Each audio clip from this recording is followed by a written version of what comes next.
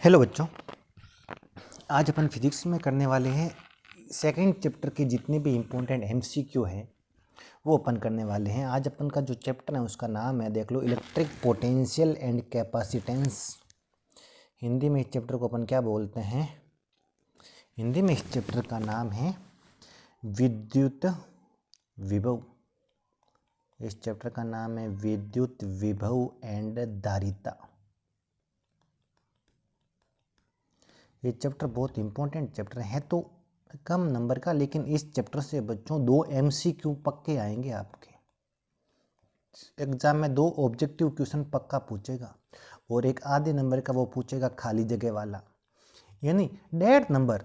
ये जो मैं आगे आपको 50 क्वेश्चन कराऊंगा, नंबर ऑफ क्वेश्चन कितने, 65 क्वेश्चन जो आपको मैं कराऊंगा, ये 65 क्वेश्चन आप अच्छे से अगर आप समझ लो तो ये आपके 1.5 नंबर, 2 एमसीक्यू आधे नंबर के कितने नंबर का हो गया, 1, और आधे नंबर का ये हो गया 1.5 नंबर पक्का हो जाएगा अगर ये 65 क्वेश्चन आप एक बार अच्छे से बढ़िया ढंग से समझ लो तो। सेम सवाल आएगा वो जरूरी नहीं, लेकिन कंसेप्ट सेम आएगा। ऐसे ही क्वेश्चन आएंगे आपके एग्जाम में, एक बार बढ़िया ढंग से समझ लो। पहला सवाल, पहला क्वेश्चन क्या है बच्चों, विद्युत द्विध्रुव के समविभव पृष्ठ की पहचान कीजिए। Find the equipotential surface due to electric dipole. आपको पता है जब भी अपन इलेक्ट्रिक डाइपोल की बात करते हैं, मान लीजिए इलेक्ट्रिक डाइपोल हो गया, एक चार्ज माइनस क्यू हो गया, दूसरा चार्ज प्लस क्यू हो गया, इनको मिलाने वाली लाइन कहलाती है एक्सेस, मिड पॉइंट कहलाता है डाइपोल का सेंटर कहलाता है, और एक्सेस के परपेंडिकुलर जो भी लाइन होती हैं जिसको अपन बोलते हैं, हिंदी में बोलते हैं क्या बोलते हैं, निरक्ष, और इंग्लिश में बोलते हैं एक्वाटोरियल। आपको पता है द्विध्रुव के कारण निरक्ष के हर पॉइंट का विभव कितना होता है, 0। इस पॉइंट का विभव भी 0, इस पॉइंट का विभव भी 0, इस पॉइंट का विभव भी 0। डाइपोल के निरक्ष पे, एक्वाटोरियल पे, किसी भी डाइपोल के एक्वाटोरियल का हल पॉइंट का विभव कितना होता है, इक्वल होता है, 0 होता है। इस कारण जो ये एक्वाटोरियल है वो एक इक्विपोटेंशियल सरफेस की तरह काम करेगा, एक समविभव पृष्ठ की तरह काम करेगा। तो आंसर क्या हो जाएगा, किसी भी डाइपोल का एक्वाटोरियल या निरक्ष, एक्वाटोर किसकी तरह काम करता है, एक इक्विपोटेंशियल सरफेस की तरह बिहेव करता है, और एक्वाटोर पर हर पॉइंट पर पोटेंशियल इक्वल होगा और कितना होगा, 0 होगा। अच्छा क्वेश्चन है, बहुत बढ़िया क्वेश्चन है। अगला क्वेश्चन, आपको V और Q के बीच में एक कर्व दिया है और आपको थीटा दे रखा है कि ये मान लीजिए ये जो लाइन है जो है क्यू एक्स के साथ थीटा एंगल बना रही है, और इसका आपको बताना है कैपेसिटेंस की वैल्यू कितनी होगी। आपको कैपेसिटेंस फाइंड आउट करना है। तो ऐसे क्वेश्चन अगर आपको सिंपल दे देना तो आप इस कर्व पे एक है ना लाइन बना लो, क्या बना लो, एक है ना पॉइंट एज्यूम करो, और इस पॉइंट से जो भी आपको ये एक्स अक्ष में जो भी दिख रहा है उस पर आप क्या खींच लो, एक नॉर्मल खींच लो। ये आपका एक राइट एंगल ट्राइंगल बन गया। इसमें अगर मैं टेन थीटा की वैल्यू निकालूंगा, किसकी वैल्यू निकालूंगा बच्चों, टेन थीटा। टेन थीटा क्या होता है, हाइट अपॉन बेस, लंब अपॉन आधार। लंब किसको शो करेगा, लंब किसके पैरेलल है बताओ, वी के, और बेस किसको डिफाइंड करेगा, क्यू को।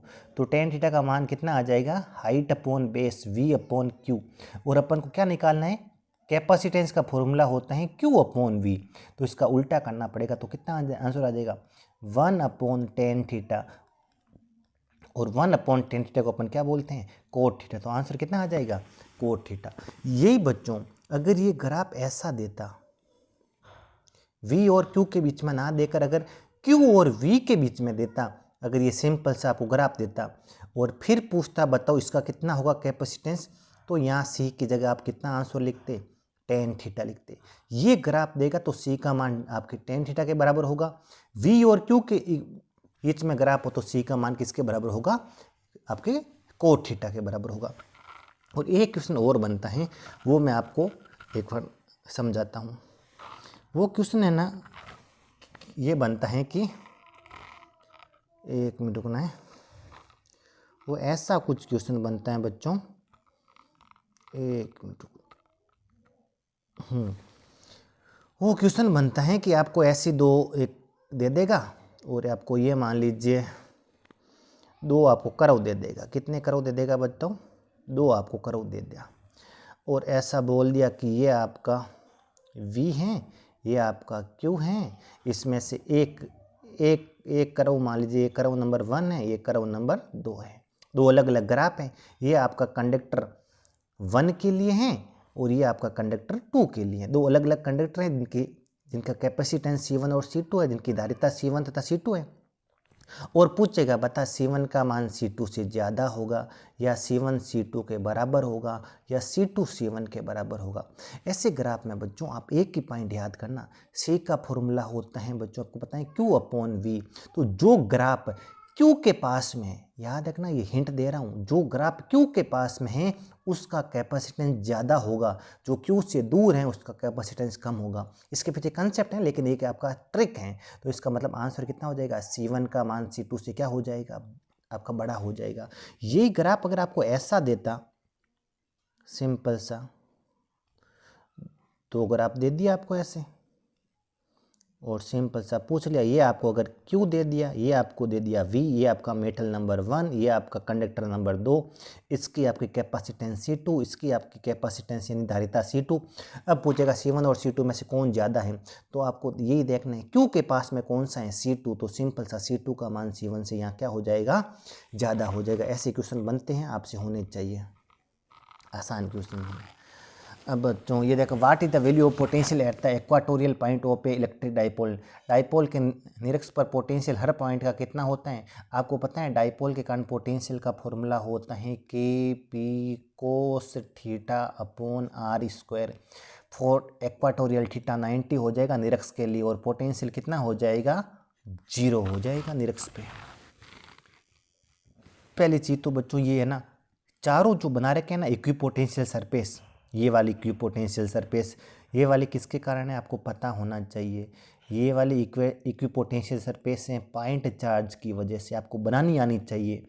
ये इक्विपोटेंशियल सरफेस हैं किसकी वजह से, एक यूनिफॉर्म फील्ड की वजह से, एक समान विद्युत क्षेत्र के कारण ऐसी बनती हैं, बिंदु आवेश के कारण ऐसी बनती हैं। ये वाली इक्विपोटेंशियल सरफेस किसके कारण होती हैं, डाइपोल के कारण होती हैं। डाइपोल मतलब आपके द्विध्रुव के कारण समरूप पृष्ठ ऐसा बनता है। ये किसकी वजह से होती हैं, दो इक्वल चार्ज होते हैं। जब भी कोई हो गए दो आपके पॉजिटिव चार्ज, कितने चार्ज बताऊँ, दो सेम नेचर के चार्ज अगर एक दूसरे के आसपास हो तो इक्विपोटेंशियल सरफेस ऐसी बनती हैं। तो ये आपको चारों बनानी आनी चाहिए। ये तो होते हैं बिंदु आवेश के कारण, ये होती हैं समान विद्युत क्षेत्र के कारण, ये होती हैं द्विध्रुव के कारण, और ये इक्विपोटेंशियल सरफेसेस होती हैं दो समान चार्ज की वजह से। ये होती हैं आपकी गोलाकार स्फीयर शेप में होती हैं, ये आपकी होती हैं प्लेन यानी पैरेलल प्लेन के शेप में होती हैं। ये आपको इतना आपको पता होना। और इसके बाद में ये आपका होता है, याद रखना, द्विध्रुव के कारण होता है, और ये आपका होता है दो समान चार्ज की वजह से। इसमें क्या पूछा है, एक यूनिफॉर्म फील्ड की वजह से कौन सा होगा, तो ऑप्शन क्या हो जाएगा, बी ऑप्शन आपका करेक्ट हो जाएगा। कौन सा हो जाएगा, बी ऑप्शन। ये बच्चों अच्छा क्वेश्चन है। What is the value of the capacitance of a capacitor which store A charge of 55 microcoulomb at the voltage 220 volt. तो आपको सिंपल सा फॉर्मूला है, C इक्वल टू क्या करोगे बच्चों, Q/V। Q का मान दे रखा है 55 इंटू माइक्रो मतलब 10⁻⁻⁻⁻⁻²20। तो 11 से कितनी बार कटेगा, 20 बार। 11 से कितनी बार कटेगा, 5। 5 से कितनी बार कटेगा, 4 बार। तो कितना आंसर आ जाएगा, 1/4 इंटू 10⁻⁻⁶। इसको मैं ऐसे भी लिख सकता हूँ बच्चों, अच्छे से सोचना, 1000/4 इंटू 1000 ऊपर मल्टीप्लाई किया तो 10⁻⁻6, 10 की पावर किस में बदल जाएगी, 9 में। और कितनी बार कटेगा ये, 250 बार। 250 इंटू 10⁻⁻90 -10⁻�9 फेरेड, ये क्या हो जाएगा आपका 250 नैनो फेरेड। बहुत आसान सा क्वेश्चन, ऐसा क्वेश्चन आएगा बच्चों। अब ये क्या बोल रखा है, प्रावैद्युत पदार्थ की एक पट्टी का जिसका प्रावैद्युतांक का मान k है, एक प्लेटों एक समांतर प्लेट समांतर की प्लेटों के बीच में रख दिया जाए। इसकी मोटाई आपको दे रखी है t है, प्लेटों के मध्य की दूरी d है, प्लेटों के मध्य की दूरी d है और इसकी मोटाई आपकी t है। तो ये बोल रखा है समधारित्र की धारिता पर किस प्रकार से प्रभाव पड़ेगा यदि पट्टिका को समधारित्र की प्लेटों के मध्य में रख दिया जाए। तो बच्चों ये अच्छा क्वेश्चन है, ये आपसे होना चाहिए। जब भी किन्हीं भी अपन पैरेलल प्लेट कैपेसिटर की देखिए, the slab of material of dielectric constant K has the same area as the plates of a parallel plate capacitor, but इसकी थिकनेस है, जो thickness of T D is the separation between the plates. How to capacitance change when the slab is inserted between the plates. आपको पता होना चाहिए, जब भी अपन dielectric अपन डालते हैं तो आपके चार्ज पे तो कोई इफेक्ट नहीं आएगा, नया चार्ज और पुराना चार्ज सेम होगा। चार्ज डेंसिटी पर भी कोई इफेक्ट नहीं आता है। कैपेसिटेंस आपकी के टाइम इंक्रीज हो जाती है। ये कब इंक्रीज होती हैं? ये तो अपने ना बच्चों पार्शियली फिल किया है। कैसे फिल किया है बताओ? पार्शियली। दो चीज़ होती हैं। पहले मैं आपको ये समझा रहा हूँ। ये मान लीजिए मेरा एक पैरेलल प्लेट कैपेसिटर है, इसके प्लेटों के बीच की डिस्टेंस मान लीजिए d है। अगर पूरे के अंदर मैं डाइलेक्ट्रिक भर दूँ तब क्या क्या होता है उसके बारे में बात कर रहा हूँ, और फिर मैं इसकी बात करूँगा। पहले मैं इसके बारे में समझा रहा हूँ। अगर प्लेटों के मध्य पूरे में मैं एक डाइलेक्ट्रिक भर दूँ, पार्शियली नहीं, पूरे के पूरे अंदर, पूरी की पूरी है ना, बीच में एक मैंने मान लीजिए डाइलेक्ट्रिक भर दिया, तो आपकी कैपेसिटेंस, आपकी के टाइम इंक्रीज हो जाएगी। आपके प्लेटों के बीच के इलेक्ट्रिक फील्ड आपकी के टाइम्स डिक्रीज हो जाएगी। प्लेटों के बीच का पोटेंशियल आपका के टाइम डिक्रीज हो जाएगा। इनकी जो इसने जो एनर्जी स्टोर कर रखी है, अब एनर्जी आपकी के टाइम्स क्या हो जाएगी? डिक्रीज हो जाएगी। अगर मैं पूरा भर दूं, पूरी की पूरी डी मोटाई में भर दूं, तो ये इफेक्ट होगा। चार्ज पे no effect, charge density no effect, capacitance increase होगा, इलेक्ट्रिक फील्ड डिक्रीज होगी, पोटेंशियल डिक्रीज होगा और एनर्जी क्या होगी? डिक्रीज। अब इसने क्या बोला है बच्चों? ये भी एक अच्छा क्वेश्चन माना जाता है कि इसने बोला कि अपन ने पार्शियली भरा है। कैसे भरा है बच्चों? पार्शियली। इसके बीच में, प्लेटों के बीच में अपने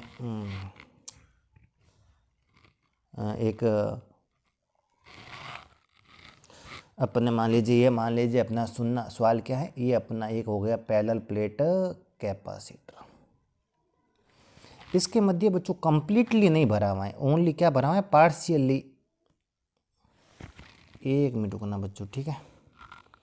इसके मध्य अपने कंप्लीटली नहीं भरा, एक है ना पार्शियली अपने इनके प्लेटों के बीच में एक डाइलेक्ट्रिक भर दिया। ये बोला हुआ है कि इनके प्लेटों के बीच में एक अपन ने ये मान लीजिए डाइलेक्ट्रिक भर दिया, पूरे में नहीं भरा। इसका डाइलेक्ट्रिक कांस्टेंट कितना है? के। आपका इसका क्या हो गया? डाइलेक्ट्रिक कांस्टेंट हो गया। अब देखो, अब ये क्या बोल रहे हैं? प्लेटों के जो है ना बीच की डिस्टेंस है वो तो आपको अलग दे रखी है। प्लेटों के बीच की डिस्टेंस आपको दे दी डी, जबकि ये जो आपने डाइलेक्ट्रिक पूरे में नहीं भरा है, ओनली क्या है बच्चों? आंशिक रूप से डाइलेक्ट्रिक भरा हुआ है। कैसे भरा हुआ है बच्चों? आंशिक रूप से। कितनी मोटाई तक है? मान लीजिए टी मोटाई तक। तो आपको मैंने लिखना बताया था। इसका अगर आपको पूछे ना बताओ कितना होगा कैपेसिटेंस, मान लीजिए पुराना कैपेसिटेंस मान लीजिए कितना है, तो आपको पता है। आप कैसे लिखते हो इसका formula? A/0 upon D. D में से कितनी थिकनेस तक भरा है? टी तक। टी को आप क्या करोगे? माइनस, फिर ऐड करना पड़ेगा। टी को किस में ऐड करेगा तो टी अपॉन के को आप क्या करना पड़ेगा? ऐड। ये हो जाएगी आपकी नई, क्या हो जाएगी? आपकी कैपेसिटेंस। तो देखो बच्चों, पहले जो अपन की नीचे क्वांटिटी आ रही है, इसमें अपने घटाया बड़ा चीज़ और जोड़ा छोटी चीज़।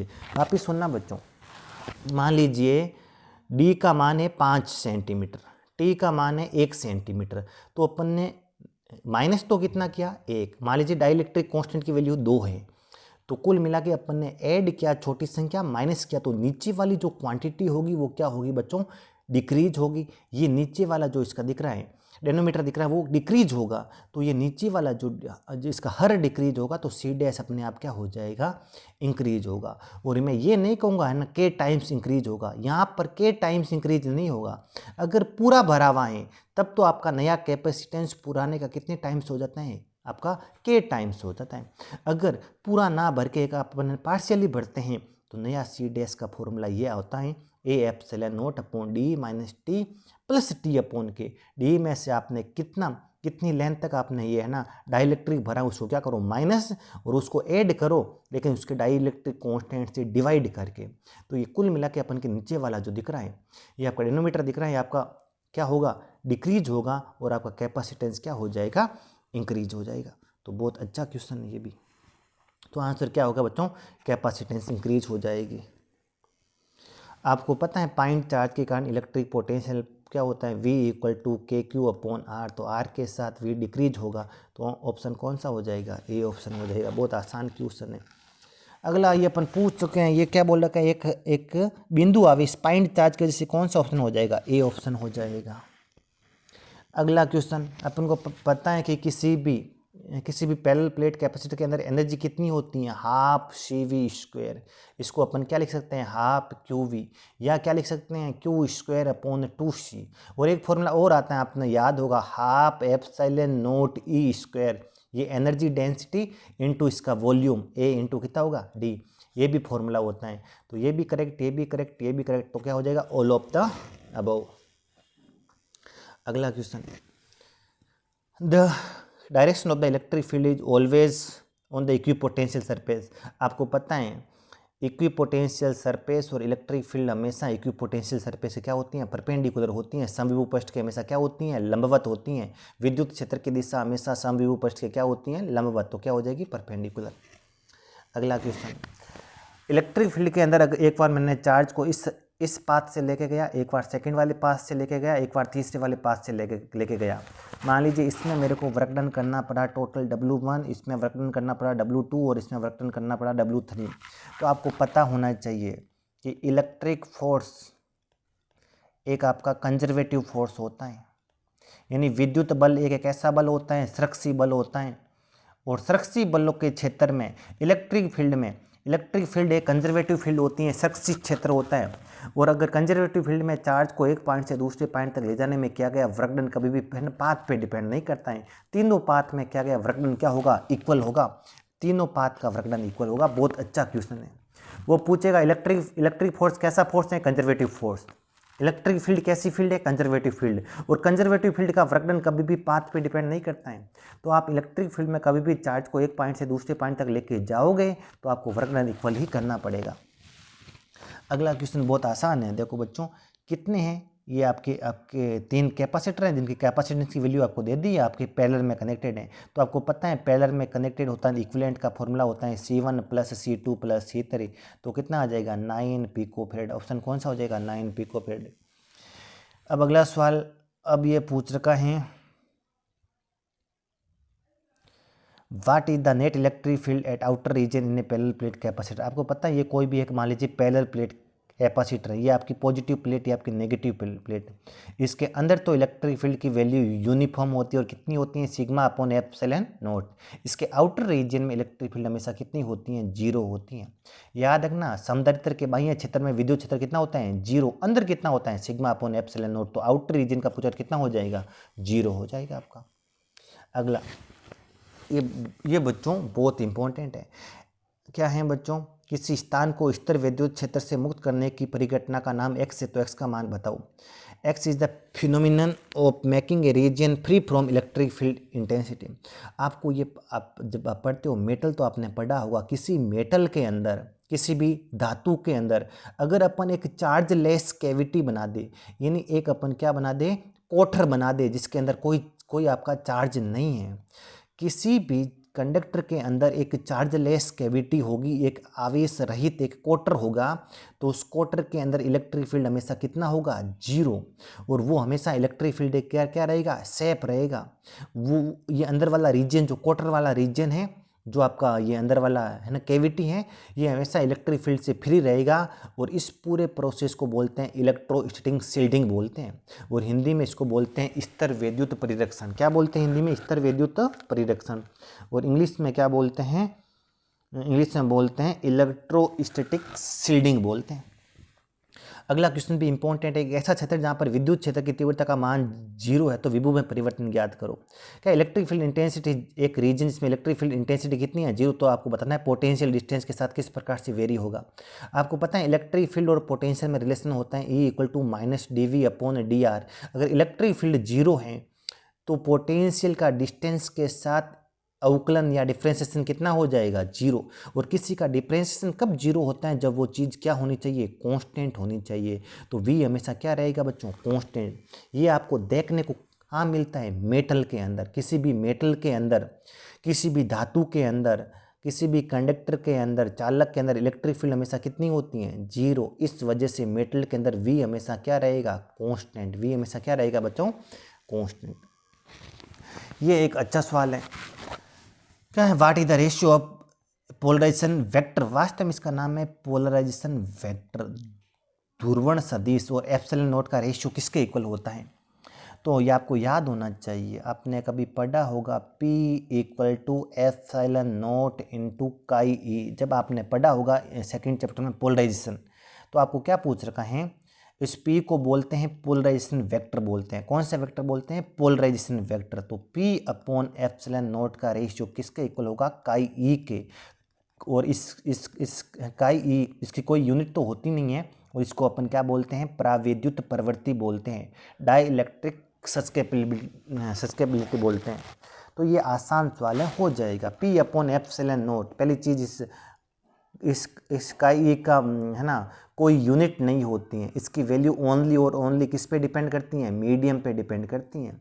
यानी डाइलेक्ट्रिक का मीडियम कौन सा, केवल और केवल इस पे डिपेंड करती हैं। इसको क्या बोलते हैं? प्राविद्युत प्रवृत्ति बोलते हैं। इंपॉर्टेंट क्वेश्चन है, पूछा जा सकता है, रिलेशन भी याद रखना। और यहाँ से पूछेगा ये क्या है, इसको बोलते हैं पोलराइजेशन वेक्टर, ध्रुवण सदिश। इसको बोलते हैं काई ई, या इसको बोलते हैं प्राविद्युत प्रवृत्ति बोलते हैं। ध्रुवण सदिश किसको बोलते हैं?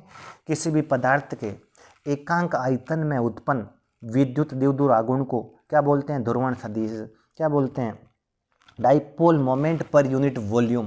वास्तव में इसकी है ना ध्रुवण सदिश की डेफिनेशन होती है डाइपोल मोमेंट पर यूनिट वॉल्यूम क्या कहलाता है? पोलराइजेशन वेक्टर कहलाता है। ये इंपॉर्टेंट है, यहाँ से मेरे को लगता है इस बार सवाल पक्का पूछेगा। अगला सवाल क्या है? What is the induced dipole moment developed per unit volume of a dielectric when placed in external electric field. आपको पता है किसी भी डाइलेक्ट्रिक, आपको मान लीजिए पदार्थ हैं, प्राविद्युत पदार्थ हैं, उसको जब अपन एक्सटर्नल इलेक्ट्रिक फील्ड के अंदर रखते हैं तो उसके अंदर एक डाइपोल मोमेंट क्रिएट होता है। आपको पता है, आपने पढ़ा था पोलर और नॉन पोलर दो प्रकार के मटेरियल होते हैं। इलेक्ट्रिक फील्ड रखेंगे तो एक साइड पॉजिटिव नेगेटिव ऐसे इलेक्ट्रिक फील्ड की डायरेक्शन में क्या आएगा? एक डाइपोल मोमेंट क्रिएट होगा। और पर यूनिट वॉल्यूम में जो डाइपोल मोमेंट क्रिएट होता है इसको अपन बोलते हैं पोलराइजेशन वेक्टर बोलते हैं। कौन सा वेक्टर बोलते हैं? पोलराइजेशन वेक्टर, या उसको बोलते हैं ध्रुवण सदिश बोलते हैं। कौन सा सदिश बोलते हैं? ध्रुवण सदिश, या इसको क्या बोलते हैं? Polarization vector. किसी भी प्राविद्युत पदार्थ को बाह्य विद्युत क्षेत्र में रखने पर उसके एकांक आयतन में जो उत्पन्न होता है द्विध्रुव आघूर्ण, उसको अपन क्या बोलते हैं? पोलराइजेशन वेक्टर बोलते हैं। याद रखना, the induced dipole moment developed per unit volume of a dielectric when placed in an external electric field is called, क्या कहलाता है बच्चों? Polarization vector. ये सवाल आ सकता है, ये 26 और 27 मोस्ट इंपॉर्टेंट क्वेश्चन है, आने के बहुत चांस हैं। अगला क्वेश्चन क्या है बच्चों? किसी आवेशित गोलीय कोश की सतह जिसकी त्रिज्या 10 सेंटीमीटर है, उसका विभव का मान कितना वोल्ट है? 10 वोल्ट। तो केंद्र से 5 सेंटीमीटर पर 5 सेंटीमीटर दूरी पर विद्युत विभव का मान ज्ञात कीजिए। The potential of the spherical conductor shell of a radius 10 centimetre is 10 volt. What is the potential at 0.5 centimetre away from the centre. ये मान लीजिए एक अपने पास एक कोई स्पेयर है, कंडक्टर है, इसकी रेडियस है आपका 10 सेंटीमीटर आपको दे रखी है, और ऐसा बोला कि इसके सरफेस का पोटेंशियल है कितना वोल्ट है? 10 वोल्ट। तो बताओ इसके सेंटर से 5 सेंटीमीटर की डिस्टेंस पे पोटेंशियल कितना होगा? तो मैंने आपको बताया था कंडक्टर के अंदर हर पॉइंट का पोटेंशियल इक्वल होता है, और वही होता है जो किसका होता है? सरफेस का। तो अंदर इस पॉइंट का पोटेंशियल भी कितना वोल्ट होगा? आपका 10 वोल्ट होगा। याद रखना, कंडक्टर के अंदर हर पॉइंट का इलेक्ट्रिक फील्ड कितनी होती है? 0। हर पॉइंट का पोटेंशियल कितना होता है? कांस्टेंट। तो अगर और पोटेंशियल के अंदर हर पॉइंट का पोटेंशियल इक्वल होता है, और इसका मान वही होता है जो किसका होता है? सरफेस का होता है। कंडक्टर के अंदर किन्हीं भी दो पॉइंट के बीच का पोटेंशियल डिफरेंस हमेशा कितना होता है? 0। किसी भी कंडक्टर को बाहर से चार्ज दूंगा तो कभी इसके वॉल्यूम अंदर नहीं आएगा, केवल और केवल कहाँ पर है ना? बाह्य सतह पर, यानी आउटर सरफेस पे क्या होगा? आपका डिस्ट्रीब्यूट होगा। कंडक्टर के जस्ट बाहर इलेक्ट्रिक फील्ड का मान कितना होता है? σ/ε नोट। और इलेक्ट्रिक फील्ड लाइन्स हमेशा कंडक्टर की क्या होती हैं? परपेंडिकुलर। ये आपको सब कुछ पता होना चाहिए कि सर हमको पता है कंडक्टर आप पढ़ा चुके हो, इलेक्ट्रिक फील्ड लाइन्स हमेशा कंडक्टर के परपेंडिकुलर होगी। अंदर इलेक्ट्रिक फील्ड 0 होगा, अंदर V कॉन्स्टेंट होगा, अंदर पोटेंशियल डिफरेंस 0 होगा। जस्ट बाहर कंडक्टर के बाहर इलेक्ट्रिक फील्ड होती है σ/ε नोट होती हैं। इलेक्ट्रिक फील्ड लाइन्स हमेशा कंडक्टर क्या होती हैं? आपके परपेंडिकुलर होती हैं। अगला क्वेश्चन देखो, एक आपको चार्ज दे दिया, डिस्टेंस दे दी, पोटेंशियल निकालना है, तो सिंपल सा फॉर्मूला आप ये यूज करना है, के क्यू अपॉन आर। तो क्या करोगे 9 इंटू 10 की पावर 9, क्यू दे रखा है 4 इंटू 10 की पावर -8 अपॉन ये देखा है 9 इंटू 10 की पावर -2। 9 से 9 क्या हो जाएगा, कैंसिल, ऊपर जाएगा तो क्या हो जाएगा 11, 11 में से 8 घटेगा, पीछे कितना बचेगा 3, तो कितना वोल्ट आ जाएगा 4000 वोल्ट। तो ऑप्शन हो गया ये। अब बिल्कुल आसान सवाल है, किसी समांतर प्लेट समदत्त का इतनी धारिता का मान इतना दे, यदि प्लेटों के मध्य 2 प्राविद्युतांक वाला प्राविद्युत पदार्थ भर दिया जाए तो बताओ नई धारिता कितनी होगी। The capacitance of a parallel plate capacitor is 4 microfarad if a dielectric material of dielectric constant 2 is plates between the plates then the what is the new capacitance. आपको पता है न्यू कैपेसिटेंस पुराने का के टाइम्स इंक्रीज हो जाएगा, कितना हो जाएगा 8 माइक्रोफेड। इंपॉर्टेंट क्वेश्चन है मेरी तरफ से, इंपॉर्टेंट। अगर न्यू पोटेंशियल डिफरेंस पूछता तो आपका 2 गुना क्या हो जाता, कम हो जाता। अगला question, name of the physical quantity whose unit joule per coulomb. आपको पता है पोटेंशियल का फॉर्मूला क्या होता है W अपॉन Q, इसकी यूनिट क्या होती है जूल पर कुलाम, जिसको अपन क्या बोलते हैं वोल्ट। तो ये किसकी यूनिट होती है, पोटेंशियल की, सॉरी किसकी होती है, इलेक्ट्रिक पोटेंशियल। इलेक्ट्रिक फील्ड की यूनिट क्या होती है न्यूटन पर कुलाम, क्या होती है न्यूटन पर कुलाम या फिर वोल्ट पर मीटर, ये दोनों यूनिट इसकी होती हैं। एनर्जी की यूनिट आपकी पता है जूल होती हैं, तो इसमें से कौन सा ऑप्शन हो जाएगा, ये ऑप्शन हो जाएगा। आपको एक इतने आवेश से 1 मीटर की दूरी पर क्या निकालना है, पोटेंशियल। तो कितना आ जाएगा 9 इंटू 10 की पावर 9 के, क्यू का मान -9 अपॉन आर, तो कितना वोल्ट आ जाएगा 9 वोल्ट आ जाएगा। अब बच्चों अगला चीज़ है डाइलेक्ट्रिक मटेरियल। आज प्राविद्युत पदार्थ की प्रकृति होती है, मैंने बोला था अपन हिंदी में अपन प्राविद्युत भी बोलते हैं। प्राविद्युत को आप कुचालक भी बोल सकते हो और इसको आप विद्युत रोधी भी बोल सकते हो। वापिस याद रखना, डाइलेक्ट्रिक ऐसे होते हैं नॉन कंडक्टर होते हैं, कैसे होते हैं आपके नॉन कंडक्टर होते हैं। नॉन कंडक्टर को ही डाइलेक्ट्रिक बोलते हैं, क्या बोलते हैं डाइलेक्ट्रिक बोलते हैं। हिंदी में प्राविद्युत बोले चाहे कुचालक बोले चाहे विद्युत रोधी बोले, दोनों एक ही चीज़ होती है। अगला question, the difference of electric potential V of distance R inside a uniformly charge sphere shell is. किसी एक समान रूप से आवेशित गोलीय कोश के अंदर, आपको पता है समान आवेशित गोलीय कोश के अंदर कोई भी मान लीजिए ये आपका गोला है, आपने निकला होगा, अपने घोंसलों में पड़ा होगा, अंदर इलेक्ट्रिक फील्ड कितनी होती है 0। जहाँ इलेक्ट्रिक फील्ड 0 होती है वहाँ V हमेशा क्या होता है कांस्टेंट होता है, V क्या हो जाएगा कांस्टेंट हो जाएगा। अगला क्वेश्चन आपको सिंपल क्या निकालना है, कैपेसिटेंस का फॉर्मूला पूछे कितना हो जाएगा A एप्सिलॉन नॉट अपॉन कितना हो जाएगा D हो जाएगा। बिल्कुल आसान सा क्वेश्चन है। अगला इसका आपको निकालने इक्विवेलेंट क्या निकालने, आपका कैपेसिटेंस है ये 5 और 5 किसमें हो गए बच्चों, पैरेलल में ऐड होते हैं, तो पैरेलल में कितना हो जाएगा 10 माइक्रोफेरेड, और ये भी कितना है 10 माइक्रोफेरेड 10 माइक्रोफेरेड। अगर आपकी दो इक्वल कैपेसिटेंस सीरीज में है तो इनका इक्विवेलेंट कितना हो जाएगा 10 माइक्रोफेरेड अपॉन 2, तो कितना आंसर आ जाएगा 5 माइक्रोफेरेड, आंसर हो जाएगा 5 माइक्रोफेरेड। अगला ऐसा क्वेश्चन पूछा जाता है बच्चों, आराम से कर सकते हो। देखो 20 और 20 किसमें हो गए, 20 और 20 आप कहोगे सर ये तो हो गए पैरेलल में, तो 20 कितना हो जाएगा 40। ये 40 और 40 वापस किस में हो गए, आपके सीरीज में हो गए। तो देखो ये 40 और 40 जब भी दो इक्वल कैपेसिटेंस सीरीज में होते हैं वो आधे हो जाते हैं, तो ये आपका ये 40 और 40 किस में हो जाएंगे, ये आपका हो जाएगा ऊपर वाला आपका हो जाएगा 20 माइक्रोफेरेड।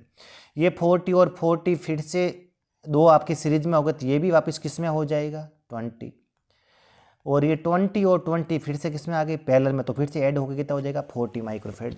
बहुत आसान क्वेश्चन हो जाएगा आपसे।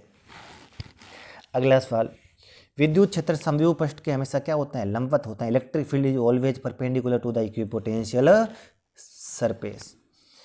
आपको पता है, आपको है ना, किसी भी आपको पता है इन्फिनिटी पे पोटेंशियल अपन कितना मानते हैं 0, अर्थ का भी पोटेंशियल अपन कितना मानते हैं 0। ये पूछा इन्फिनिटी पे पोटेंशियल कितना होता है, कितना हो जाएगा आपका 0 हो जाएगा।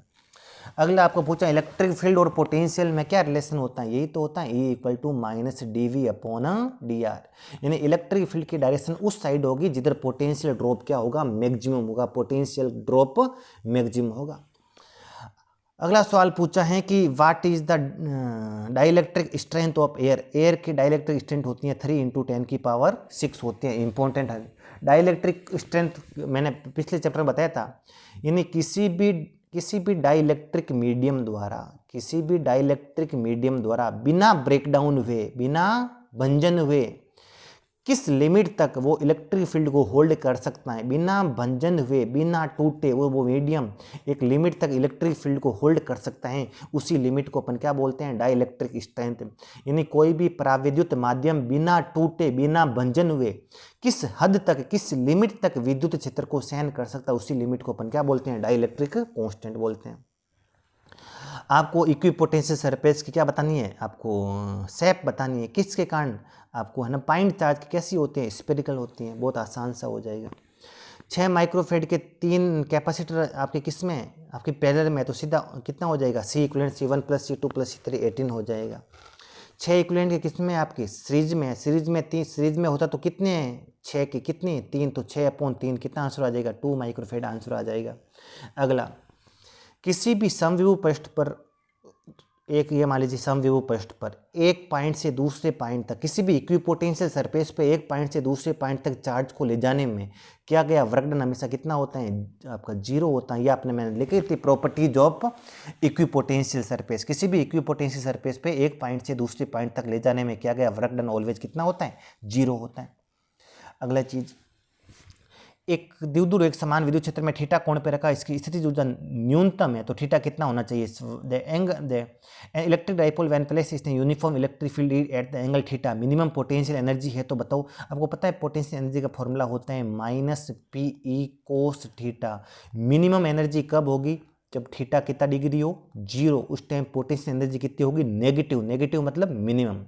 जब थीटा अगर 90 होगा उस टाइम तो यू कितना हो जाएगा, 0। 0 नेगेटिव से बड़ा होता है, इसका मतलब 0 मिनिमम नहीं है, मिनिमम ये होगी। और थीटा 180 होगा तो कोस 180 -1 हो जाएगा, उस टाइम पोटेंशियल एनर्जी होगी मैक्सिमम। वापिस सुनना, अगर आपको पूछे डाइपोल की पोटेंशियल एनर्जी मिनिमम कब होगी, तो आपकी होगी थीटा = 0, जिसको अपन बोलते हैं स्टेबल इक्विलिब्रियम। स्थायी साम्यावस्था में है ना, द्विध्रुव की स्थिति ऊर्जा क्या होती है, न्यूनतम। 0 कब होती है, जब आपका थीटा क्या हो, 90, जब आपका डाइपोल इलेक्ट्रिक फील्ड कैसा हो, परपेंडिकुलर हो। जब आपका अनस्टेबल इक्विलिब्रियम हो, यानी अस्थायी साम्यावस्था हो, उस टाइम आपकी पोटेंशियल एनर्जी क्या होती है, मैक्सिमम होती है। कोई भी पूछा जा सकता है बच्चों, ये n नहीं है बच्चों, ये आपका क्या है, π/2, 3π/2, तो आंसर कितना हो जाएगा, 0। याद रखना, पोटेंशियल एनर्जी मैक्सिमम होती है थीटा = 180 पे, पोटेंशियल एनर्जी 0 होती है थीटा = 90 पे, पोटेंशियल एनर्जी नेगेटिव में होती है theta = 0। Theta = 0 stable equilibrium, unstable equilibrium, और ये क्या होती है, 0 पोटेंशियल एनर्जी। अगला आसान सा क्वेश्चन है, इलेक्ट्रिक पोटेंशियल की यूनिट बताओ। ये वोल्ट भी होती हैं, ये भी होते, तो आंसर क्या हो जाएगा, बोथ हो जाएगा। किसी पॉइंट चार्ज की वजह से पोटेंशियल डिस्टेंस के क्या होता है, या तो बोलो इनवर्सली प्रोपोर्शनल टू 1/r, या तो बोलोगे r के इनवर्सली प्रोपोर्शनल होता है, या क्या बोल सकते हो r⁻⁻1 के प्रोपोर्शनल होता है, या बोलो r⁻⁻1 के समानुपाती होता है, या बोलो r के व्युत्क्रमानुपाती होता है। तो क्या हो जाएगा, आंसर क्या हो जाएगा, r के व्युत्क्रमानुपाती होता है। ऐसा भी ऑप्शन आ सकता है r⁻⁻1 के समानुपाती, तो वो भी ऑप्शन सही होगा। समानुपाती किसके हैं, r⁻⁻1 के, व्युत्क्रमानुपाती किसके हैं, r के। यानी बताओ है ना, इनवर्सली प्रोपोर्शनल तो किसके हैं, r के, और तो प्रोपोर्शनल हो पूछेगा तो किसके हो जाएगा, r⁻⁻1 के। आपको पता है पोटेंशियल का फॉर्मूला होता है, उसका पोटेंशियल Kp cos θ/r² आता है, Kp cos θ/r², उसका पोटेंशियल डिस्टेंस के स्क्वायर के इन्वर्सली प्रोपोर्शनल होता है। तो क्या हो जाएगा, या तो बोलो r² के व्युत्क्रमानुपाती होता है, या बोलो r⁻⁻2 के क्या होता है, समानुपाती होता है। ऐसा भी बोल सकते हो r⁻⁻2 के प्रोपोर्शनल या r² के इन्वर्सली प्रोपोर्शनल, तो आंसर कितना आ जाएगा, इन्वर्सली प्रोपोर्शनल टू r⁻2। आपको पता है कोई भी अगर मान लीजिए कंडक्टर पे चार्ज हैं, तो वहाँ से जो भी अंदर तो इलेक्ट्रिक फील्ड आएगी नहीं, इलेक्ट्रिक फील्ड केवल कहाँ होगी, बाहर। वो हमेशा इलेक्ट्रिक फील्ड हमेशा क्या होती है, कंडक्टर के परपेंडिकुलर होती हैं। कैसी होती हैं, परपेंडिकुलर होती हैं। आपको याद रखना, आवेशी चालक एवं विद्युत क्षेत्र रेखाओं के मध्य कोण हमेशा कितना होता है, 90। Electric field lines always perpendicular to the conductor, always perpendicular to the conductor. किसी भी खोखले गोले के अंदर विद्युत विभव क्या होता है, वापिस सुनना, if any hollow sphere conductor is positively charge है। कैसा चार्ज है बताओ, पॉजिटिव। अंदर अगर ये मान लीजिए कंडक्टर है, इसके ऊपर कैसा चार्ज है, पॉजिटिव। तो इस खुद का पोटेंशियल कैसा होगा, पॉजिटिव। और जो जो सरफेस का पोटेंशियल होता है वही कहाँ होता है, अंदर। अंदर का हर जगह पोटेंशियल कैसा होगा, पॉजिटिव। और अंदर का हर जगह पोटेंशियल कांस्टेंट होगा और क्या होगा, पॉजिटिव। Positive and constant. अगर इस पर नेगेटिव चार्ज होता तो क्या होगा, हर जगह इक्वल होता, अंदर पोटेंशियल सरफेस के बराबर होता और कैसा होता, नेगेटिव होता। अब आपको यूनिट पूछी है, फोर्स की यूनिट क्या होती है, न्यूटन। चार्ज की यूनिट क्या होती है, कूलाम। पोटेंशियल की जूल पर कूलाम। और बताओ कैपेसिटेंस की यूनिट क्या होती है, फेरेड होती है। आपको इम्पोर्टेंट है, एनर्जी डेंसिटी का फॉर्मूला होता है 1/2 एप्सिलॉन नॉट ई स्क्वायर। ये ऑप्शन गलत है बच्चों, ऑप्शन क्या हो जाएगा, ए नंबर, ये थोड़ा रॉन्ग हो गया। ये होती है एनर्जी डेंसिटी और इसकी यूनिट पूछी जाती है। इसकी यूनिट क्या होती है, जूल पर मीटर क्यूब। कभी इसकी यूनिट पूछ ले तो ये बताना, joule per metre cube. Energy density, energy density का मतलब होता है एनर्जी पर यूनिट वॉल्यूम। अगला सवाल क्या है बच्चों, कि एक समांतर प्लेट समुद्र की प्लेटों के मध्य दूरी का आधा कर और प्राविद्युत पदार्थ का प्राविद्युतांक को 2 गुना कर दिया जाए तो धारिता पर क्या प्रभाव पड़ेगा। यानी आपको बोल रखा है if the distance between parallel plate of a capacitor half कर दी जाए और अपन डाइलेक्ट्रिक कांस्टेंट, उसका डाइलेक्ट्रिक कांस्टेंट अपन क्या कर दे, अपन डबल कर दे, तो बताओ कैपेसिटेंस का मान कितना आ जाएगा। तो सिंपल सा आपको फॉर्मूला है, अगर अंदर डाइलेक्ट्रिक भरा हुआ है तो फॉर्मूला क्या होता है, A epsilon naught into epsilon R को अपन किस लिखते हैं, के अपॉन डी।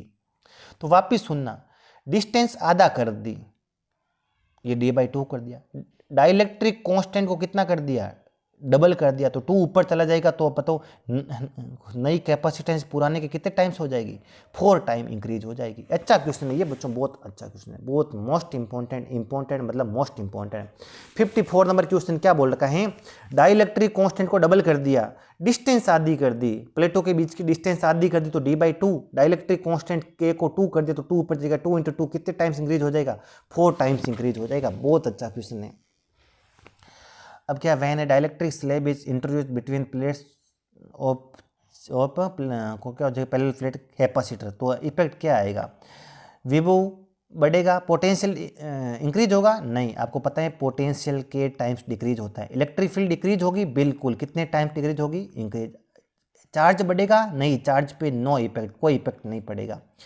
कैपेसिटेंस डिक्रीज होगी, नहीं, कैपेसिटेंस क्या हो जाएगी, के टाइम्स इंक्रीज। इसका मतलब ऑप्शन कौन सा करेक्ट हो गया, ये आपका ऑप्शन करेक्ट हो गया।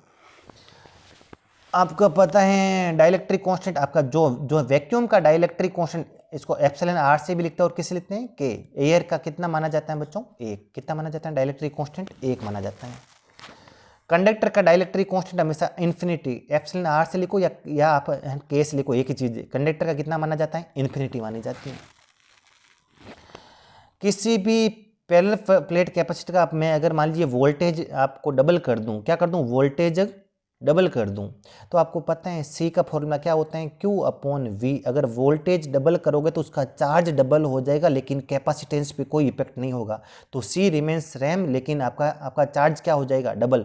आप क्या बोलोगे सर, धारिता नियत रहेगी लेकिन आवेश कितना गुना हो जाएगा, 2 गुना। पोटेंशियल को डबल किया तो चार्ज डबल होगा, डबल से डबल कैंसिल, सी पे नो इफेक्ट। बढ़िया क्वेश्चन था, इंपॉर्टेंट क्वेश्चन है, ये आने के चांस हैं। अब क्या बोल रहे हैं, the capacitance of a parallel plate capacitor जब इसके बीच में वैक्यूम हो तो कितना है, 5 माइक्रोफेड।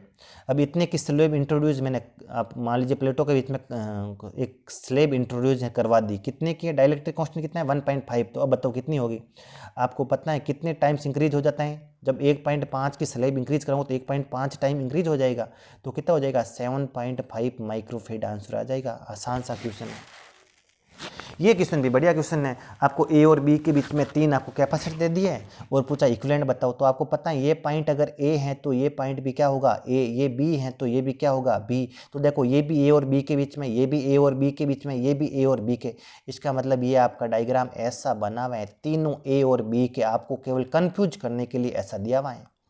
तो ये भी एक का, ये भी एक का, ये भी पैरेलल में है, तो इक्विवेलेंट कितना हो जाएगा, 1 1 1 1 1 1 का कितना हो जाएगा, 3 माइक्रोफेड। तो इसका आंसर ये 1 नहीं है, 3 माइक्रोफेड है। कितना आंसर हो जाएगा बच्चों, 3 माइक्रोफेड। आसान सा क्वेश्चन था।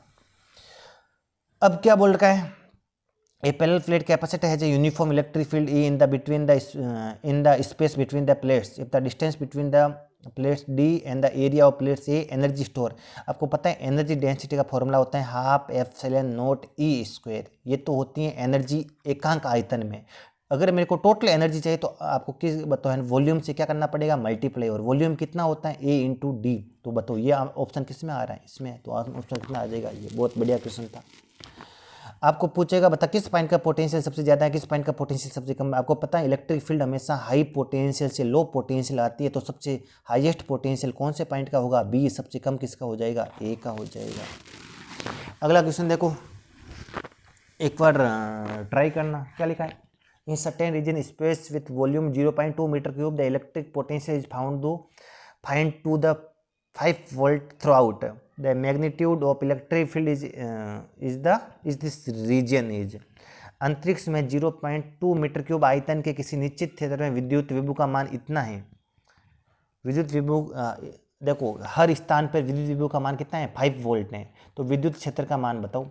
ये क्या बोल रखा बच्चों कि एक कोई रीजन है, मान ली स्पेस में कोई रीजन है, उसके हर पॉइंट का पोटेंशियल कितना है, 5 वोल्ट है। इसका मतलब इस रीजन में पोटेंशियल क्या है बच्चों, कांस्टेंट। तो आपको इलेक्ट्रिक फील्ड की वैल्यू निकालनी है। तो इलेक्ट्रिक फील्ड की वैल्यू कितनी होती है, -dV/dr।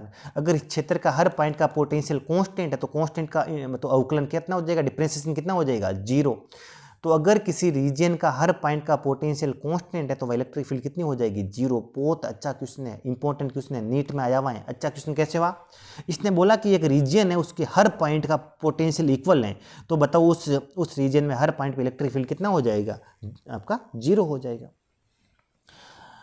अब इसमें पूछा है सिंपल सा क्वेश्चन है, बताओ कौन सा ऑप्शन हो जाएगा 2 पॉजिटिव चार्ज की वजह से। तो याद रखना 2 पॉजिटिव चार्ज की वजह से ये भी रोंग है, 2 पॉजिटिव चार्ज का ये भी रोंग है, 2 पॉजिटिव चार्ज का ये भी रोंग है। 2 पॉजिटिव चार्ज की इक्विपोटेंशियल सरफेस ऐसी बनती है, आपको याद होना चाहिए। डायग्राम तो आपको पूरा याद होना चाहिए। आसान सा क्वेश्चन था। अगला देखो, 10 सेंटीमीटर त्रिज्या के खोखले गोले इस प्रकार से आविष्कार किया, इसका पोटेंशियल कितना वोल्ट हो गया, 80 वोल्ट। अगर ये वापस सुनना, एक कोई भी मान लीजिए स्पेयर है, कितने सेंटीमीटर का, 10 सेंटीमीटर का, इसको मैंने चार्ज दिया, उसकी वजह से इसका मतलब सरफेस का पोटेंशियल 80 वोल्ट है। तो बताओ सेंटर का पोटेंशियल कितना होगा। आपको पता है कंडक्टर के अंदर हर पॉइंट का पोटेंशियल बराबर होता है, वही होता है जो किसका होता है, सरफेस का। तो सेंटर का भी कितना वोल्ट आ जाएगा, 80 वोल्ट हो जाएगा। ये आपको पता होना चाहिए। अगला क्या है बच्चों, ध्रुवीय अणु यानी पोलर के पास है ना। आपको ध्रुवीय अणु के बारे में इसमें से कौन सा स्टेटमेंट आपके करेक्ट है। पोलर का मतलब क्या होता है, एक ऐसे अणु जिसका नेगेटिव का सेंटर और पॉजिटिव का सेंटर क्या होगा बच्चों, डिफरेंट। और हर इस अणु के पास अपना एक डाइपोल मोमेंट होगा। क्या होगा, एक डाइपोल मोमेंट होगा। तो क्या जिनका शून्य द्विध्रुव आघूर्ण होते हैं, नहीं। पोलर का हर अणु के पास कुछ ना कुछ डाइपोल मोमेंट तो पक्का होगा। इसको है ना क्या लिखा है, जिन्हें बाह्य विद्युत क्षेत्र में रखने पर आवेश विस्थापन के कारण द्विध्रुव आघूर्ण उत्पन्न होता है, नहीं। आवेश तो पहले से विस्थापित होते हैं। ध्रुवीय अणु के पास, अध्रुवीय अणु में क्या होता है, नॉन पोलर में क्या होता है, इलेक्ट्रिक फील्ड लगाते हैं तो पॉजिटिव नेगेटिव सेपरेट होते हैं। इसमें तो पहले से क्या होते हैं, सेपरेट ही रहते हैं। अगला, जिनमें केवल चुंबकीय क्षेत्र की अनुपस्थिति में विद्युत द्विध्रुव आघूर्ण प्राप्त होता है। बिल्कुल, विद्युत क्षेत्र हो चाहे मत हो, अगर अपना कैसा अणु है, ध्रुवीय अणु है, तो हर अणु का अपना एक द्विध्रुव आघूर्ण होगा ही होगा, 100% होगा। अगला क्या है, जिनमें स्थायी विद्युत द्विध्रुव आघूर्ण होता है। तो ये ऑप्शन भी क्या हो गया, रोंग हो गया। ये भी क्या हो गया, रोंग। ये भी इनका तो अपना खुद का एक, इनका देखो ध्रुवीय अणु का पॉजिटिव और नेगेटिव पहले से सेपरेट होता है। तो उन अणु का पहले से ही खुद का एक परमानेंट डाइपोल मोमेंट होता है, इलेक्ट्रिक फील्ड की कोई नीड नहीं होती है। जबकि नॉन पोलर में क्या होता है ना, पहले इनका डाइपोल मोमेंट कितना होता है, 0। इलेक्ट्रिक फील्ड लगाते हैं तो पॉजिटिव का सेंटर और नेगेटिव का सेंटर अलग अलग आ जाता है, तब इनके अंदर एक क्या उत्पन्न होता है, डाइपोल मोमेंट। तो अगर नॉन पोलर हैं तो अलग सवाल बनता है। पोलर में देखो कितना अच्छा क्वेश्चन पूछा है नीट में, कौन सा ऑप्शन हो जाएगा, डी ऑप्शन हो जाएगा। ये बहुत अच्छा क्वेश्चन है बच्चों, एक बार अच्छे से पढ़ना। इसका बताओ, देखो बच्चों 3 और 3 कितना हो जाएगा, 6। 6 और 3 आपको पता है C1 C2 upon C1 plus C2, 18 बटा कितना हो जाएगा, 2 माइक्रोफेड। आसान सा सवाल है। ये भी सवाल आसान है। ये क्या है बच्चों, एक आपका कंडक्टर दे दिया, एक पॉइंट तो दे दिया कंडक्टर के अंदर, एक पॉइंट दे दिया कंडक्टर के सरफेस पे, और पूछ रखा है इस सरफेस वाले पोटेंशियल और सेंटर का पोटेंशियल का डिफरेंस कितना होगा। तो आपको पता है अंदर के हर पॉइंट का पोटेंशियल इक्वल होता है और वही होता है जो सरफेस का होता है, तो दोनों का पोटेंशियल इक्वल और पोटेंशियल डिफरेंस कितना हो जाएगा आपका, 0 हो जाएगा। आसान सा क्वेश्चन है। अब आज में इसमें आपको ये बताना है, ये आपकी 4 इक्वी पोटेंशियल सरफेस है। इस पूरी का वोल्टेज है 10 वोल्ट, इस पूरी का वोल्टेज 15, इस पूरी का वोल्टेज 20, इस पूरे का वोल्टेज 25 है। एक चार्ज क्यू को एक बार इस डी वाले मार्ग से लेके गया, एक बार सी वाले पाथ से लेके गया, एक बार बी से और एक बार ए से। तो कौन से में ज़्यादा वर्क डन करना पड़ेगा। तो आपको फॉर्मूला पता है, वर्क डन क्या होता है, Q into potential difference. D का मैं वर्क डन निकालूंगा तो डी का वर्क डन कितना आ जाएगा, कौन से चार्ज को लेके गई, क्यू। तो पोटेंशियल डिफरेंस कितना है, फाइनल पोटेंशियल 20 और इनिशियल 10, तो कितना काम करना पड़ेगा, 10 क्यू। ये आपका किसका वर्क आ गया, डी का। सी का वर्क डन निकालूँ तो कौन से चार्ज को लेके जा रहे हो, क्यू। तो पोटेंशियल डिफरेंस फाइनल कहाँ लेके गए, 25 पे, कहाँ से, 10 से, तो कितना वर्क डन आ जाएगा, 15 क्यू। फिर कौन से का निकाल रहे हैं, बी का। बी में आप बताओ क्यू को लेके गए कहाँ से, 10 वोल्ट से, कौन से वोल्ट की सरफेस पे, 15, डिफरेंस कितना है, 5। तो बताओ बी में कितना वर्क डन करना पड़ेगा, 5 क्यू। ए में कितना वर्क डन करना पड़ेगा, एक ही इक्वी पोटेंशियल सरफेस पे अगर एक पॉइंट से दूसरे पॉइंट तक लेके जाओगे तो पोटेंशियल डिफरेंस कितना हो गया, 0। तो वर्क डन कितना हो जाएगा, 0। सबसे कम वर्क डन तो इसमें करना पड़ेगा ए में, जबकि सबसे हाईएस्ट वर्क डन करना पड़ेगा कौन सी में, सी में वर्क डन करना पड़ेगा। देखो बच्चों सीबीएसई में कितना अच्छा क्वेश्चन पूछते हैं। अगला क्वेश्चन सिंपल सा क्वेश्चन एक बार देख लो। किसी विद्युत दूर में प्लस क्यू और माइनस क्यू आवेश एल दूरी पर हैं, एक समान विद्युत क्षेत्र में रखे हैं, स्थायी संतुलन में हैं, तो इसकी स्थितिज ऊर्जा का फॉर्मूला कितना हो जाएगा। तो आपको पता है स्थितिज ऊर्जा का फॉर्मूला हो जाएगा माइनस पीई, और बताओ पी का फॉर्मूला होता है क्यू इंटू 2a। तो क्यू यहाँ पर आपको 2a नहीं दिया, इसने बोला देवदूर 2a का मान कितना दे दिया, एल, तो क्या हो जाएगा, क्यू एल ई। कितना हो जाएगा, Q L E. Simple formula क्या हो जाएगा, minus Q L E. Important सवाल है बच्चों। ये क्या बोल रहा है, एक डाइपोल है, क्या है बच्चों, एक डाइपोल है, उसकी लेंथ एल है, तो और वो स्टेबल इक्विलिब्रियम है, स्थायी संतुलन में, तो थीटा कितना डिग्री हो जाएगा, 0। तो उसकी पोटेंशियल एनर्जी कितनी होगी, तो कितनी हो जाएगी, क्यू इंटू एल इंटू कितनी हो जाएगी, ई हो जाएगी। और कितने सवाल हैं इसमें, 1 2 3, अभी है ना बच्चों 4 क्वेश्चन और हैं, ये कर लो फिर बस खत्म। क्या रहे, दो चांदी के समान त्रिज्या के गोले जिनमें एक ठोस है और दूसरा खोखला है, समान आवेश से आवेशित किया जाता है या समान विभव से आवेशित किया जाता है, तो बच्चों किस गोले पर अधिक आवेश होगा। तो आपको ये अच्छा क्वेश्चन है बच्चों। एक अच्छा, 2 स्पेयर हैं, किसके हैं, सिल्वर के, रेडियस क्या है, सेम। एक कैसा है, सॉलिड, दूसरा कैसा है, होलो। इनको अपन ने इक्वल पोटेंशियल दिया, मान लो इक्वल पोटेंशियल से दोनों को मैंने क्या किया, चार्ज किया। तो बताओ किस पर है ना ज़्यादा चार्ज आएगा, किस पर चार्ज कम आ जाएगा। 2 आपके मतलब सिल्वर के बने हुए कैसे बताओ स्पेयर है, रेडियस दोनों की क्या है बच्चों, सेम है। एक कैसा है, सॉलिड है, एक कैसा है, होलो है। आप इसको चार्ज दोगे तो भी ये चार्ज कहाँ आएगा, इसकी आउटर सरफेस पे। अंदर तो चार्ज आ नहीं सकता क्योंकि अंदर तो कुछ है ही नहीं, मैटर भी नहीं, तो अंदर तो कोई चार्ज आ नहीं सकता। और इसको भी आप चार्ज दोगे तो भी वो चार्ज कहाँ रहेगा बताओ, आउटर सरफेस पे। चाहे आपका कंडक्टर खोखला हो, चाहे आपका कंडक्टर ठोस हो, जो भी आप बाहर से चार्ज दोगे तो आउटर सरफेस पे आएगा, और आउटर सरफेस दोनों की इक्वल है। अंदर देखो, अंदर अलग चीज़ है, अंदर से ये कैसा है, सॉलिड, ये कैसा है, होलो, लेकिन दोनों की रेडियस सेम है, तो आउटर सरफेस का एरिया दोनों कितना हो जाएगा, 4πr²। तो चार्ज जहाँ ठहरेगा वो एरिया दोनों का इक्वल है, तो बताओ क्या होगा, दोनों पर क्या आएगा, इक्वल चार्ज आके स्टोर होगा। इंपॉर्टेंट अच्छा सवाल है।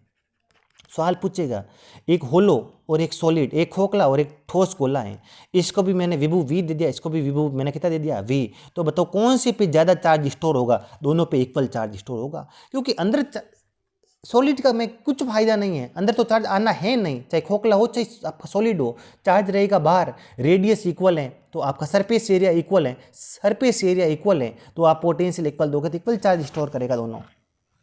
ये बच्चों इंपॉर्टेंट है कि आपका कैपेसिटर एनर्जी स्टोर करता है, किस में स्टोर करता है, ये हमेशा इस एनर्जी को हमेशा पोटेंशियल एनर्जी के फॉर्म में स्टोर करता है, और इसको बोलते हैं इलेक्ट्रोस्टैटिक पोटेंशियल एनर्जी। सवाल आया हुआ है बच्चों। अगला क्वेश्चन क्या है, एक वायु में समांतर प्लेट समतल की धारिता 6 माइक्रोफेड है, किसी प्राविद्युत माध्यम की उपस्थिति में इसकी धारिता कितनी हो जाएगी 30 माइक्रोफेड। माध्यम की आपको विद्युतशीलता का मान ज्ञात करना है। ये बिल्कुल आसान है। क्या पूछा है बच्चों, इसका मतलब आपको अगर एक मान लीजिए आपका क्या है पैरेलल प्लेट कैपेसिटर है, जब इसके बीच में एयर थी तो इसका कैपेसिटेंस था 6 माइक्रोफेरेड। अंदर मीडियम भर दिया तो इसकी तो कितनी होगी कैपेसिटेंस होगी 30 माइक्रोफेरेड। इसका मतलब उस मीडियम का डाइलेक्ट्रिक कांस्टेंट कितना होगा 5 होगा। और आप पता है के का वैल्यू क्या होती है, आपको पता है एप्सिलॉन आर अपने पढ़ा था। एप्सिलॉन आर का फॉर्मूला कितना होता है, epsilon medium upon epsilon note होता है। ये के और एप्सिलॉन आर एक ही चीज़ होती है। अपन को उस मीडियम की क्या निकालनी है बताओ, क्या निकालनी है उस मीडियम की परमिटिविटी निकालनी है, डाइलेक्ट्रिक कांस्टेंट नहीं निकालना है। अगर ये पूछता डाइलेक्ट्रिक को है ना, उस मीडियम का डाइलेक्ट्रिक कांस्टेंट बताओ, प्राविद्युतांक बताओ, तो आप कितना बता दोगे 5। वहाँ पर अपन क्या बतानी है, विद्युतशीलता बतानी है। तो विद्युतशीलता का फॉर्मूला कितना हो जाएगा, epsilon M equal to epsilon naught into epsilon R.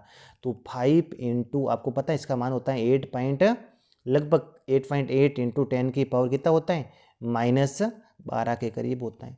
तो इसको मल्टीप्लाई, एक बार मल्टीप्लाई करना और एक बार इसको सोल्व करना। इसको आप अच्छे से एक बार सोल्व करोगे ना तो ये आपका आंसर आ जाएगा। अच्छा क्वेश्चन है, बढ़िया क्वेश्चन है। लास्ट क्वेश्चन, आपको पता है एकांक आयतन में उत्पन्न विद्युत द्विध्रुव आघूर्ण को यानी नेट डाइपोल मोमेंट पर यूनिट वॉल्यूम, इसको बोलते हैं पोलराइजेशन वेक्टर बोलते हैं, या हिंदी में बोलते हैं ध्रुवण सदिश बोलते हैं। क्या बोलते हैं, ध्रुवण सदिश या पोलराइजेशन वेक्टर। तो होमवर्क दे रहा हूँ, इससे ना पोलराइजेशन वेक्टर की यूनिट पढ़ना, इसकी यूनिट क्या होती हैं, और फिर पढ़ना इसका डायमेंशन विमा क्या होती हैं, ये अच्छे से पढ़ के आना। ये आज अपना चैप्टर कंप्लीट हो गया। अब इस चैप्टर के इससे बार कुछ सवाल बनने हैं नहीं, इन सवालों को समझ के करोगे तो आपसे सारे क्वेश्चन बन जाएंगे।